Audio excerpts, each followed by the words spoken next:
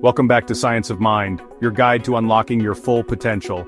Today we're delving into a crucial skill for navigating life's challenges, mastering emotional control, how to respond, not react, in tough situations. Remember to like this video and subscribe to the channel for more insights on personal growth. We've all been there. A heated argument, unexpected bad news, a frustrating setback. In those moments our emotions can surge, leading us to react impulsively and often regrettably. Learning to master emotional control is about bridging the gap between stimulus and response, choosing our actions rather than being driven by our feelings. This isn't about suppressing emotions, it's about understanding them, managing them, and responding in a way that aligns with our values and goals. It's about cultivating a sense of inner calm and poise even amidst chaos. Mastering emotional control allows us to make better decisions, build stronger relationships, and navigate life's challenges with greater resilience. So, how can we learn to respond, not react in tough situations? Let's explore some practical strategies. Step 1. Recognizing your emotional triggers. Understanding your hot buttons.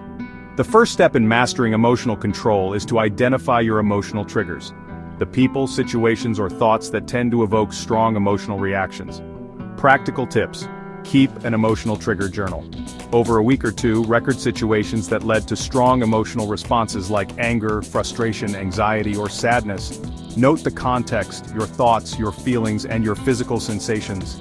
Reflect on past experiences. What types of situations have consistently triggered strong emotions for you in the past? Are there recurring patterns? Identify your cognitive distortions. As we discussed in the stress and anxiety video, cognitive distortions can amplify emotional reactions. Be aware of tendencies like catastrophizing, personalization, and overgeneralization. Exercise, the trigger mapping exercise. Draw a circle in the center of a page and write "me" inside. Draw lines radiating out from the circle, like spokes on a wheel.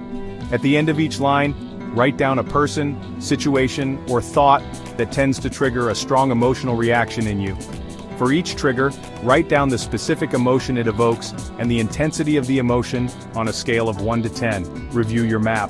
What are the most common triggers? What emotions are most frequently triggered?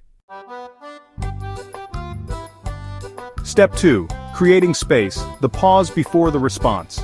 One of the most powerful techniques for mastering emotional control is to create space between the stimulus and the response. This involves intentionally pausing before reacting, allowing yourself time to process your emotions and choose your actions consciously. Practical tips, the count to 10. Rule.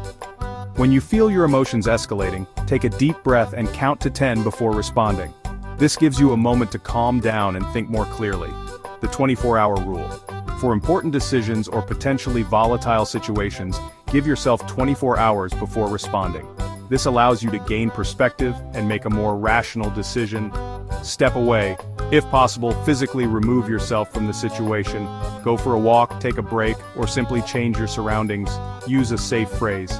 Develop a phrase that you can use to signal to yourself that you need to pause and collect your thoughts, like, "Let me think about that for a moment," or "I need a minute to process this." Exercise the emotional pause practice. Throughout the day, practice intentionally pausing before responding to any situation that evokes a strong emotional reaction. This could be a frustrating email, a disagreement with a colleague, or a stressful phone call.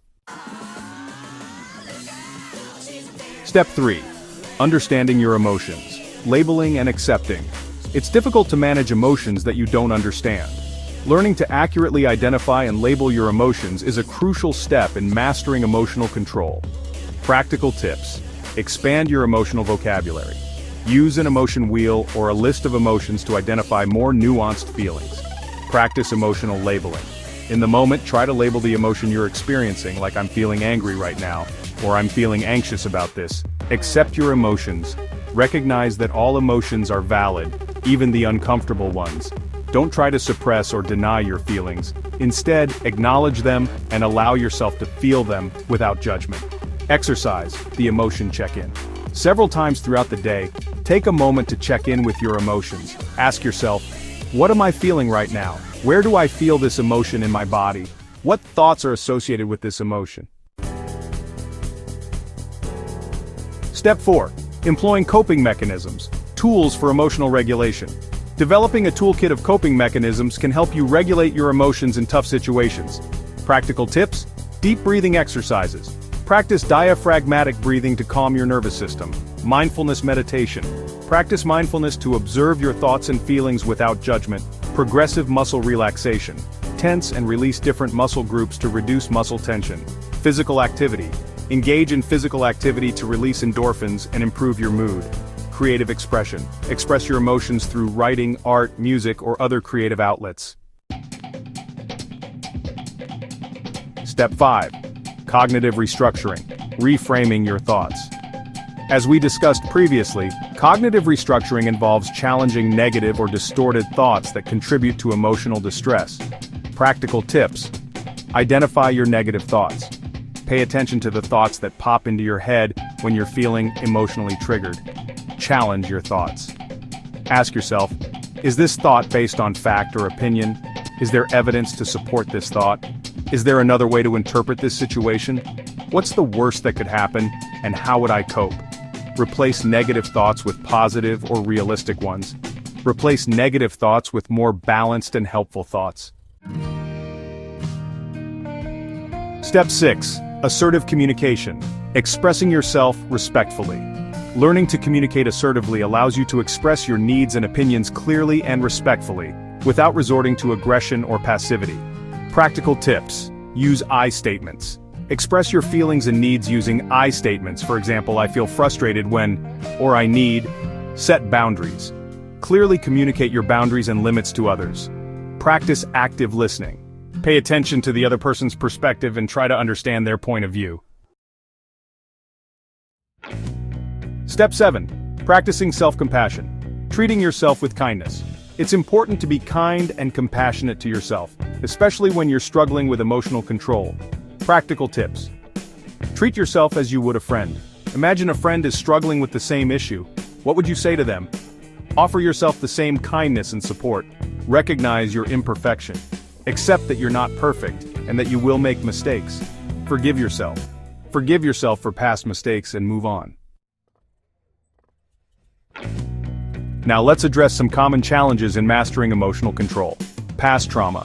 Past trauma can significantly impact emotional regulation. Seeking therapy can be helpful in processing and healing from past trauma. Underlying mental health conditions. Conditions like anxiety, depression, and borderline personality disorder can make it difficult to manage emotions. Seeking professional help is essential. Lack of practice. Mastering emotional control takes time and practice. Be patient with yourself and keep working on it. Mastering emotional control is a lifelong journey. It requires self-awareness, commitment, and a willingness to practice different techniques. By understanding your triggers, creating space between stimulus and response, labeling your emotions, employing coping mechanisms, reframing your thoughts, communicating assertively, and practicing self-compassion, you can learn to respond, not react, in tough situations and live a more fulfilling and empowered life. So start today. Choose 1 or 2 techniques from this video and commit to practicing them regularly. The benefits will be well worth the effort. That's it for today's episode of Science of Mind. We hope you found this helpful. What are your favorite strategies for mastering emotional control? Share them in the comments below. And as always, remember to like this video and subscribe to the channel for more tips and strategies on personal growth. Keep believing in yourself, and we'll see you in the next video.